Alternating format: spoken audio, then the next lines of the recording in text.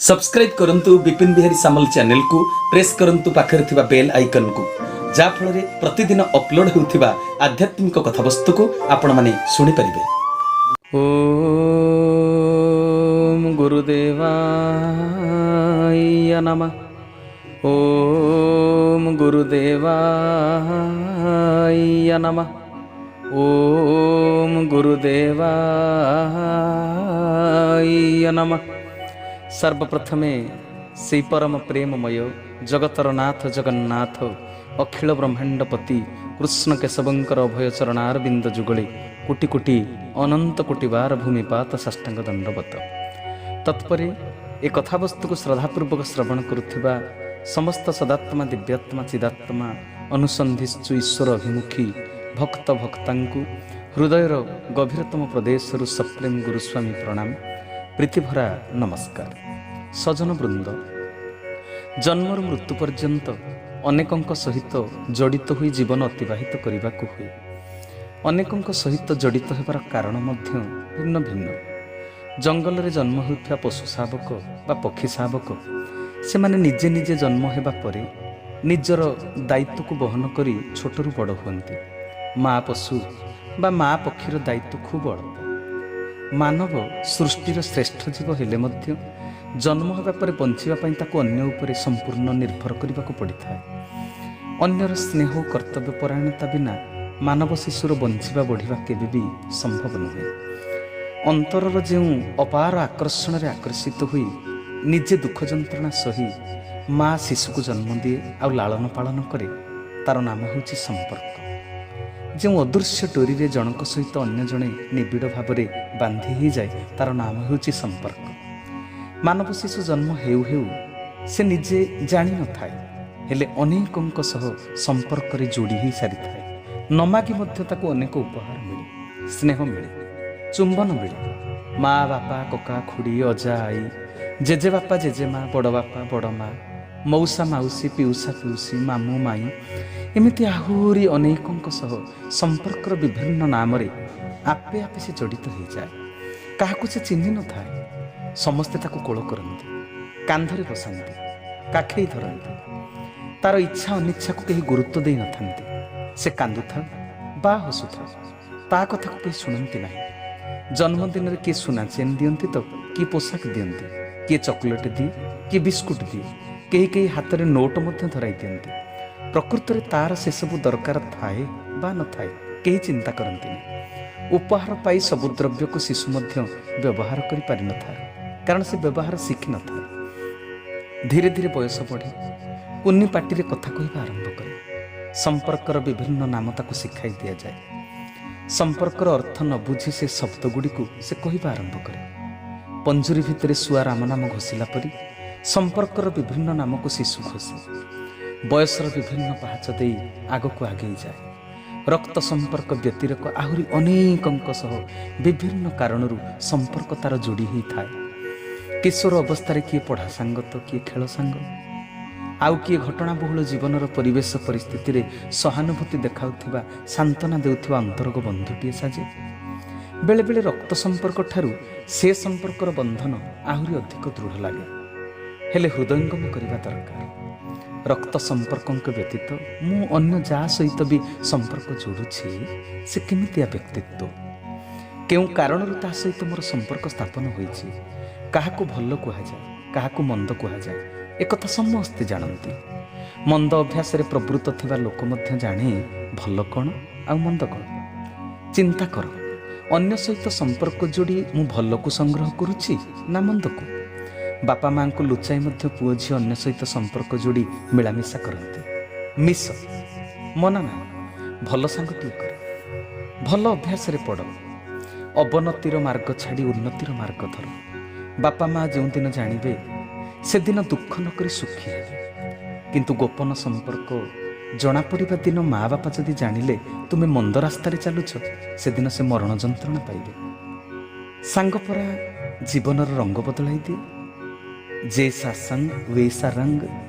गोटे झील जिते बरपात्र खोजिब बा पुओ कन्या पात्रीटी खोजिब, सेतेबेले पात्र बा पात्रीर माँ बापा केते पाठ पढ़ी केते बैंक बालांस रखिंट बापा माँ व्यवहार चालीचलन केमिति एसबू पचारि बुझती अनेक लोक एसबू देखते एसबू बुझा देखा दरकार कारण पात्र बा पात्रीटी जो मानक संस्पर्श आसूची जो परिवेश बढ़ुची से व्यक्ति माने आउ से परिवेश जमीती पात्र बा पात्रीटी भितर संस्कार थी सेमती एतिक अनुसंधान किंतु शेष हुए ना।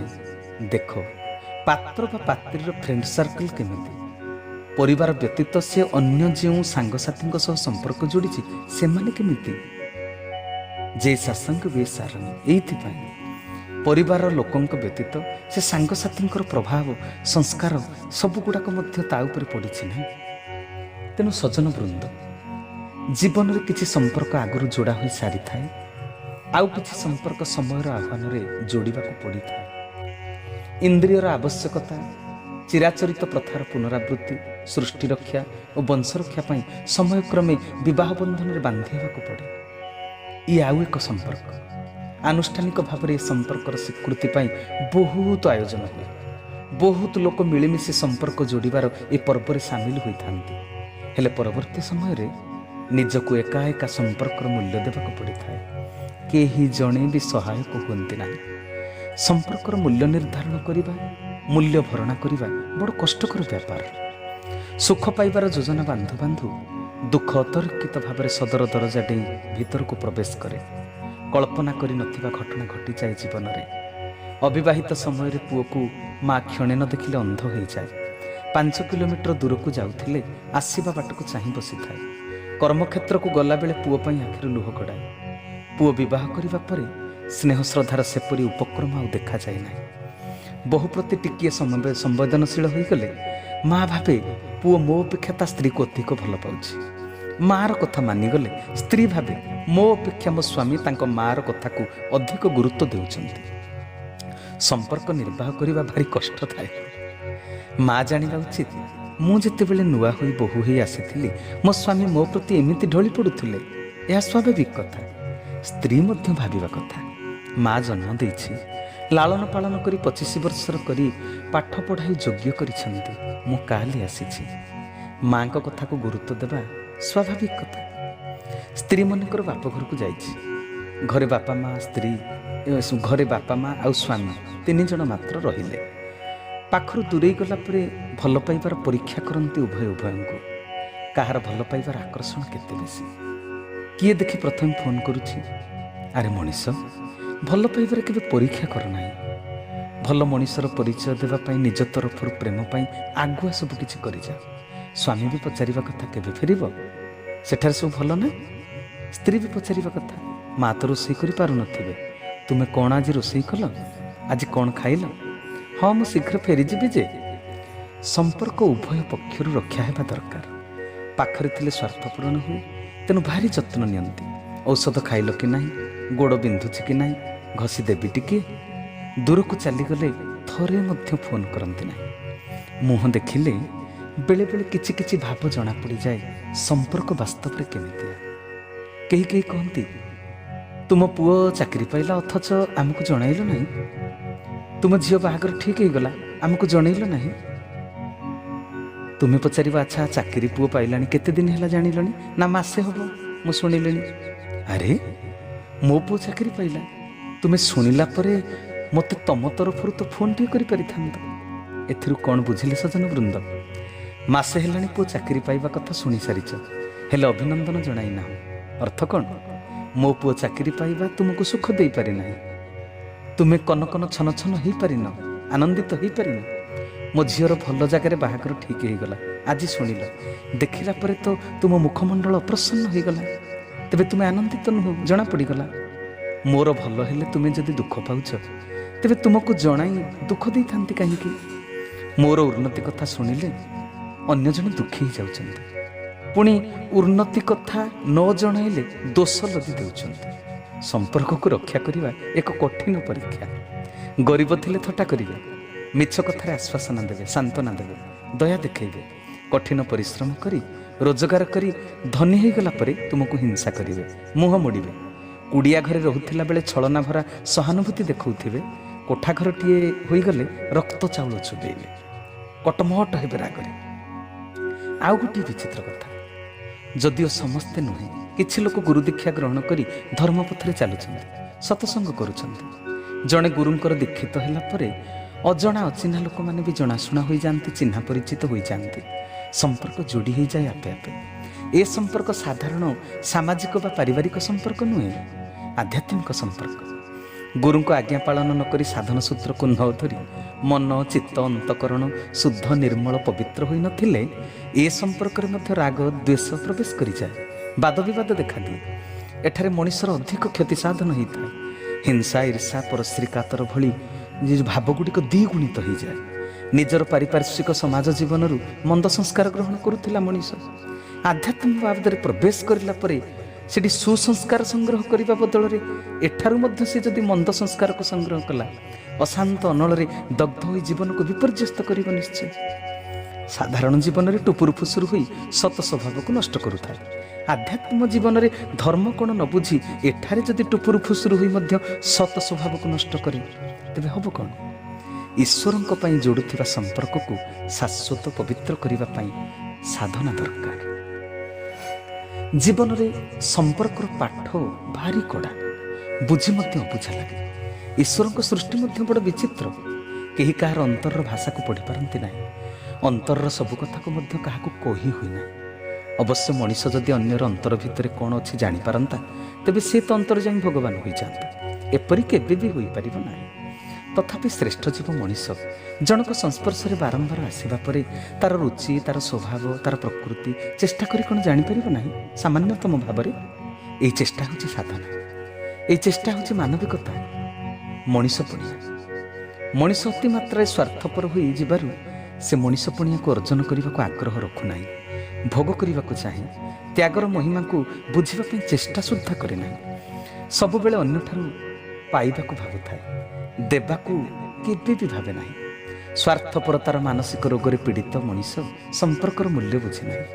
ଯିଏ ସମ୍ପର୍କର ମୂଲ୍ୟ ବୁଝେ ନାହିଁ, ତାର ଜୀବନ ସଫଳ ହୋଇପାରେ ନାହିଁ। ସଂସାରରେ ଏମିତି କିଛି କର୍ତ୍ତବ୍ୟପରାୟଣ ଦରଦୀ ମଣିଷ ଅଛନ୍ତି, ଯେଉଁମାନେ କେବଳ ରକ୍ତ ସମ୍ପର୍କର ନୁହେଁ, ସମସ୍ତ ସମ୍ପର୍କର ମୂଲ୍ୟ ଦେବା ପାଇଁ ପ୍ରାଣପଣେ ଉଦ୍ୟମ କରନ୍ତି। ହେଲେ ଯାହା ପାଇଁ ପ୍ରାଣାନ୍ତକ ଉଦ୍ୟମ କରନ୍ତି, ପ୍ରତି ମୁହୂର୍ତ୍ତରେ ଯାହାର ଶୁଭକାମନା କରନ୍ତି, ସେ ବ୍ୟକ୍ତିଟିର ଜୀବନ ସାରଣୀରେ ବା ରୁଟିନ୍ରେ ଏ ଶୁଭଚିନ୍ତକର ନାଁ ବି ସୁଦ୍ଧା ନଥାଏ। ଯାହା ପାଇଁ କର୍ତ୍ତବ୍ୟ କରିଛି ତାଠାରୁ କେବେ କିଛି ଚାହିଁବା ମଧ୍ୟ ଉଚିତ ନୁହେଁ। ଦାନର ପ୍ରତିଦାନ ଆଶା ରଖିବା କେବେ ବି ଉଚିତ ନୁହେଁ। ତଥାପି ମଣିଷ ଆଶାବାନ ଜୀବ। ପ୍ରତିଦାନରେ ସିନା ଅର୍ଥ ଚାହିଁବ ନାହିଁ, ଉପହାର ଚାହିଁବ ନାହିଁ, ମଧୁର କଥା ପଦେ ତ ଆଶା କରିବ। କେମିତି ନ କରିବ ଯେ? ବେଳେବେଳେ ସମ୍ପର୍କୀୟ ମଣିଷଙ୍କ ଠାରୁ ଏଇ ମିଠା କଥା ପଦେ ମଧ୍ୟ ମିଳେ ନାହିଁ। ଯେଉଁମାନେ ଆତ୍ମୀୟ ପ୍ରିୟ ପରିଜନ ହୋଇଯାଆନ୍ତି, ସେମାନେ ଘୋର ଶତ୍ରୁତା ବେଳେବେଳେ କରନ୍ତି, ଶତ୍ରୁ ପାଲଟି ଯାଆନ୍ତି। ସମ୍ପର୍କର ବୁଢ଼ିଆଣୀ ଜାଲରେ ଛନ୍ଦି ହୋଇ ଦୋଷ ନ କରି ମଧ୍ୟ ବେଳେବେଳେ ଭଲ ମଣିଷଟି ଦୋଷୀ ବୋଲି ସାବ୍ୟସ୍ତ ହୁଏ। ଭାଇ ଭଗାରୀ ସାଜେ। ଗାଁର ଯାତ୍ରା ପରିଆ ଲୋକ ଗହଳିରେ ଯେଉଁ ଭାଇର ହାତକୁ ଜୋରରେ ଜାବୁଡ଼ି ଧରିଥାଏ, ଦଣ୍ଡେ ନ ଦେଖିଲେ ପାଗଳ ହୋଇଯାଏ, ସେଇ ଭାଇର ମୁହଁ ଚାହିଁବ ନାହିଁ ବୋଲି ମଝି ଦୁଆରେ ପାଚେରୀ ଛିଡ଼ା କରିଦିଏ। କେତେ ବିଚିତ୍ର ଏ ସଂସାର! ସମ୍ପର୍କ ପାଣିର ଗାର ଭଳି ମିଳାଇଯାଏ। ସାଙ୍ଗ ପାଇଁ ସାଙ୍ଗ ଜୀବନ ଦେଇଦିଏ, ପୁଣି ସ୍ୱାର୍ଥ ପାଇଁ ସାଙ୍ଗ ସାଙ୍ଗର ଜୀବନ ନେଇଯାଏ। ଏ ସଂସାରରେ ଏଭଳି ଚିତ୍ର ଦେଖିବାକୁ ଆମକୁ ମିଳିଥାଏ। ସମସ୍ତେ କହନ୍ତି ସମୟ ବଦଳିଲେ ମଣିଷ ବଦଳିଯାଏ। ନା ସଜନ ବୃନ୍ଦ, ସମୟର ଚକ ସିନା ଆଗକୁ ଗଡ଼େ, ସମୟ କ'ଣ ରଥଚକ ଭଳି ସ୍ଥାନ ଅତିକ୍ରମ କରେ? ନା ତ, ମସିହାର ସଂଖ୍ୟା ବଦଳିଯାଏ, ହେଲେ ସେଇ ଦିନ, ସେଇ ତିଥି, ସେଇ ତାରିଖ, ସେଇ ମାସର ପୁନରାବୃତ୍ତି ହୁଏ। ବୟସର ପରିବର୍ତ୍ତନରେ ଆବଶ୍ୟକତାର ପରିବର୍ତ୍ତନ ହୁଏ। ଆବଶ୍ୟକତା ଭିନ୍ନ ହୋଇଯାଏ, ସେତେବେଳେ ମନ ବଦଳିଯାଏ। ସାଙ୍ଗଠାରୁ ଯାହା ମିଳୁଥିଲା, ସ୍ତ୍ରୀଠାରୁ ଆଉ କିଛି ଅଧିକ ମିଳେ। ପାଇବାର ମୋହରେ ମତୁଆଲା ହୋଇ ମଣିଷ ଗୋଟିଏ ସମ୍ପର୍କ ପାଇଁ ଅନେକ ସମ୍ପର୍କର ଡୋରିକୁ ଛିନ୍ନ କରିଦିଏ।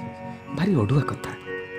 ସାଙ୍ଗ ଯେତେ କର୍ତ୍ତବ୍ୟପରାୟଣତା ଦେଖାଇଥିଲେ ମଧ୍ୟ ସାଙ୍ଗ ମରିଗଲେ କ'ଣ ସାଙ୍ଗ ଅଶୌଚ ହୁଏ? ସାଙ୍ଗ ପାଇଁ ସାଙ୍ଗ କ'ଣ ଶୁଦ୍ଧି ହୁଏ? ନା ତ, ଏମିତି ବିଧାନ ସମାଜରେ ନାହିଁ, କର୍ମକାଣ୍ଡରେ ନାହିଁ। ନିଜ ବଂଶର କେହି ମରିଗଲେ ସେ ଶତ୍ରୁ ହେଇଥାଉ, ସାତ ଶତ୍ରୁତା କରୁଥାଉ ପଛେ, ଅନେକ କ୍ଷତି କରୁଥାଉ ପଛେ, ତା ପାଇଁ ଶୁଦ୍ଧି ହେବାକୁ ପଡ଼େ। ଅଦ୍ଭୁତ ଏ ସମ୍ପର୍କର ପ୍ରୟୋଗ ବିଧି। ବର୍ତ୍ତମାନ ଠୋ ଠୋ ହୋଇ ହସୁଥିବା ବେଳେ ଅତୀତ ଭୋ ଭୋ ହୋଇ କାନ୍ଦୁଥାଏ। ବର୍ତ୍ତମାନର ଗଗନଭେଦୀ ଶବ୍ଦରେ ଅତୀତର ବୁକୁଫଟା ଚିତ୍କାର ଶୁଣାଯାଏ ନାହିଁ। ତାପରେ ଧୀରେ ଧୀରେ ଅସ୍ପଷ୍ଟ ହୋଇଯାଏ ଅତୀତର ଫଗୁଭିଜା ସମ୍ପର୍କର ରଙ୍ଗ ବେରଙ୍ଗ ସମ୍ପର୍କର ଚିତ୍ର ସମୂହ। ନୂତନ ସମ୍ପର୍କ ଆଗରେ ପୁରାତନ ଫିକା ପଡ଼ିଯାଏ। ବର୍ତ୍ତମାନ ଆଉ ଅତୀତର ତୁଳନା ମଧ୍ୟ ହୁଏ, ମୂଲ୍ୟାଙ୍କନ କରାଯାଏ। ଅତୀତର ଲେମ୍ବୁ ସର୍ବତ ମୂଲ୍ୟହୀନ ହୋଇପଡ଼େ ବର୍ତ୍ତମାନର ଥଣ୍ଡା ପାନୀୟ ସାମ୍ନାରେ। ବର୍ତ୍ତମାନର ବମ୍ବେ ପାଟନ ଖଟ ଗଦି ତକିଆ ପାଖରେ ଅତୀତର ସପ ମସିଣା ଗନ୍ଥା ଚଦର ସବୁ ହାର ମାନିଯାଏ। ଗାଁ ବଡ଼ ପୋଖରୀ ତୁଠ ବରଗଛ ମୂଳର ସନ୍ଧ୍ୟାକାଳୀନ ପରିବେଶ, ସାଙ୍ଗ କାନ୍ଧରେ ସାଙ୍ଗ ହାତ ରଖି ଅପରିଣତ ବୟସର ଭାବ ଦିଆନିଆ। ଆଉ ଏବେ ରାଜଧାନୀର 3 ମହଲା କୋଠା ଉପରେ ସନ୍ଧ୍ୟା ସମୟ ସହରର ଚତୁର୍ଦିଗରେ ଚିକ୍ମିକ୍ ଆଲୋକମାଳ, ଆକାଶ ପାତାଳ ଫରକ। ପରିବର୍ତ୍ତିତ ମନ ସମ୍ପର୍କକୁ ଭୁଲିଯାଏ। ସମ୍ପର୍କର ମୂଲ୍ୟକୁ ସମସ୍ତେ କେବେ ବି ବୁଝିପାରନ୍ତି ନାହିଁ। ବର୍ତ୍ତମାନର ମନ ବାଇଗଣ ଭେଣ୍ଡିପୋଡ଼ା ପଖାଳ ଭାତର ନୁହେଁ, ସୁନା ଚେନ୍, ସୁନା ମୁଦି, ଦାମିକା ପୋଷାକ ଆଉ ଚକଚକିଆ କୋଠା ଘରର। ସବୁଜିମା ଭରା ପଲ୍ଲୀ ଗାଁ ଧୂଳି ମାଟିର ସମ୍ପର୍କ ସଭ୍ୟତାର ଦୌଡ଼ରେ ଭାରି ପଛୁଆ। ତେଣୁ ପୁରସ୍କାର ବଦଳରେ ତିରସ୍କାର ତାର ପ୍ରାପ୍ୟ। ସମ୍ପର୍କର ମୂଲ୍ୟ ଦେବାକୁ ଯାଇ ବେଳେବେଳେ ମଣିଷ ଅସହାୟ ହୋଇପଡ଼େ, ନିରୁପାୟ ହୋଇଯାଏ। ତୁମ ବାହାଘରକୁ ବନ୍ଧୁ ସୁନାମୁଦି ଆଣିଥିଲେ, ତାଙ୍କ ବାହାଘରକୁ ତୁମ ହାତରେ ଅର୍ଥ ଥାଉ କି ନଥାଉ ସୁନାମୁଦି ତ ନେବାକୁ ପଡ଼ିବ। ଧାର ଉଧାର କର ବା ନିଜେ ବନ୍ଧା ପଡ଼, ନହେଲେ ତ ବନ୍ଧୁତା ରହିବ ନାହିଁ, ସମ୍ପର୍କ କ୍ଷୀଣ ହୋଇଯିବ। ପାଗଳ ମଣିଷ ଏଇମାନଙ୍କୁ ନିଜର କହେ।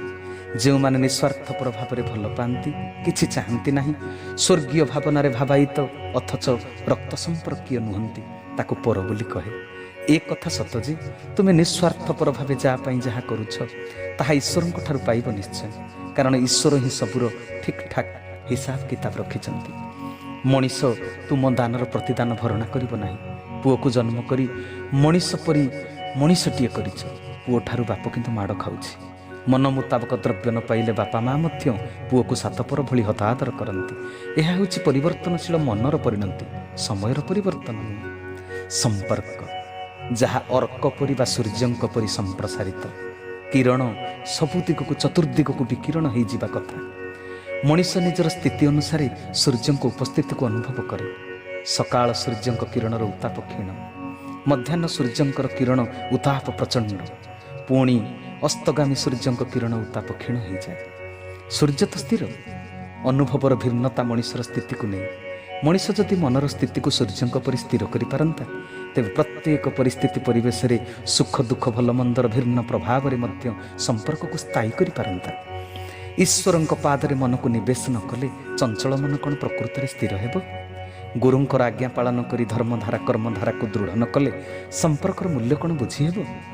ତେବେ ହେ ସଜନ ବୃନ୍ଦ, ରୋଜଗାର କଲେ ଧନ ତ ମିଳିଯିବ, କଠିନ ପରିଶ୍ରମ କଲେ ଧନ ନିହାତି ରୋଜଗାର କରିପାରିବ, ହେଲେ ସମ୍ପର୍କ ଦୂରେଇ ବସିଲେ ଆଶୀର୍ବାଦ ଦୂରେଇ ବସିବ, ଈଶ୍ୱରୀୟ କୃପା ଦୂରେଇ ବସିବ। ଖୁବ୍ ସାବଧାନ, ସମ୍ପର୍କର ମୂଲ୍ୟ ବୁଝି ବ୍ୟବହାର କର, ନହେଲେ କୃତଘ୍ନ ସାଜିବ, ନର୍କଗାମୀ ହେବ। ସମ୍ପର୍କର ମୂଲ୍ୟ ବୁଝି ଜୀବନକୁ ଅମୃତମୟ କରି ତୋଳ। ଅମୃତମୟ ଏ ଜୀବନ, ଆମେ ସମସ୍ତେ ଅମୃତର ସନ୍ତାନ। ତେଣୁ ସେହି ଅମୃତ ବିନ୍ଦୁଟି ଲୁକାୟିତ ଅବସ୍ଥାରେ ଆମ କର୍ମ ସଂସ୍କାରର ବଳୟ ଭିତରେ ଲୁଚିକରି ରହିଛି। ତାକୁ ଉଜ୍ଜୀବିତ କରିବାକୁ ପଡ଼ିବ। ତାର ଆଲୋକରେ ନିଜେ ଆଲୋକିତ ହୋଇ ଜଗତକୁ ଉଦ୍ଭାସିତ କରିବାକୁ ପଡ଼ିବ। ବିଶ୍ୱ ପ୍ରେମରେ ନିଜକୁ ତଲ୍ଲୀନ କରିବାକୁ ପଡ଼ିବ। ତେବେ ଯାଇ ବ୍ୟକ୍ତିଗତ ଜୀବନ, ଦାମ୍ପତ୍ୟ ଜୀବନ, ପାରିବାରିକ ଜୀବନ, ସାମାଜିକ ଜୀବନ, ରାଷ୍ଟ୍ରୀୟ ଜୀବନ, ଆଧ୍ୟାତ୍ମିକ ଜୀବନ, ସବୁ ଜୀବନର ସମ୍ପର୍କ ସୁଧୁରିଯିବ। ଇହକାଳ ଆଉ ପରକାଳ ସେ ମଧ୍ୟ ସଜାଡ଼ି ହୋଇଯିବ। ଆମେ ଯେଉଁଠୁ ଆସିଥିଲେ ସେଇ ଅମୃତମୟ ଅମୃତର ଭଣ୍ଡାର, ସେଇ ଅମୃତର ସିନ୍ଧୁ ପାଖକୁ ଏ ବିନ୍ଦୁ ଯାଇ ଏକାକାର ହୋଇଯିବ। ସଜନ ବୃନ୍ଦ, ସମ୍ପର୍କକୁ ରକ୍ଷା କରିବାକୁ ହେଲେ କଷ୍ଟ ସ୍ୱୀକାର କରିବାକୁ ପଡ଼ିବ। ବରଗଛ ଉପରଟା ସିନା ଗ୍ରୀଷ୍ମ ଖରାରେ ତପ୍ତ ହୁଏ, କିନ୍ତୁ ବରଗଛ ତଳେ ଯିଏ ଶୋଇଥାଏ, ସୁଲୁସୁଲିଆ ପବନରେ ଗାମୁଛା ପାରି ଦେଇ ବିଶ୍ରାମ କରୁଥାଏ, ସେ ଆନନ୍ଦିତ ହୁଏ, ଶାନ୍ତି ପାଏ, ଶୀତଳତା ପାଏ। ତେଣୁ ସମ୍ପର୍କର ମୂଲ୍ୟ ଦେବାକୁ ହେଲେ ସେଇ ବରଗଛ ଭଳି ଉତ୍ତାପ ସହି ଅନ୍ୟକୁ ସୁଖୀ କରିବାକୁ ହେବ। ମାନବ ଜୀବନରେ ବାସ୍ତବ ମୂଲ୍ୟବୋଧକୁ ବୁଝିବାକୁ ହେବ। ତେବେ ସଜନ ବୃନ୍ଦ, ଏ କଥା ହେଇପାରିଲେ ସମସ୍ତେ ଅମୃତର ସନ୍ତାନର ପରିଚୟ ଦେଇପାରିବେ। ଆଜିର କଥାବସ୍ତୁକୁ ଏଇଠି ବିଶ୍ରାମ ଦେଉଛି। ଯଦି ମୋ କଥା ସମସ୍ତଙ୍କୁ ଭଲ ଲାଗିଥାଏ, ସମ୍ପର୍କର ମୂଲ୍ୟକୁ ବୁଝି ସମସ୍ତେ ଯଦି ସମ୍ପର୍କକୁ ସୁଦୃଢ଼ କରିପାରିବେ, विश्व मानविक बंधन को रक्षा करें तेबे ईश्वर आम उपर खुशी हेबे। सेतेबेले कथा सार्थक हेब। मनुष्य देह दिव्य ज्ञान देखि संतोष भगवान। तेबे समय अनुसार कथावस्तु को विश्राम देली। मो कथार जदि आपण माने किछि उपकार पाइथिबे तेबे मोर श्रम निश्चित रूप से सार्थक हेब। बाणी सेवार विरति देली। हरिओम तत्सत, हरिओम तत्सत, हरिओम तत्सत। श्रीकेशवार्पणमस्तु, श्रीकेशवार्पणमस्तु, श्रीकेशवार्पणमस्तु। श्रीकेशव शरणम, श्री गुरुस्वामी शरणम, श्री चरमनाथ शरणम।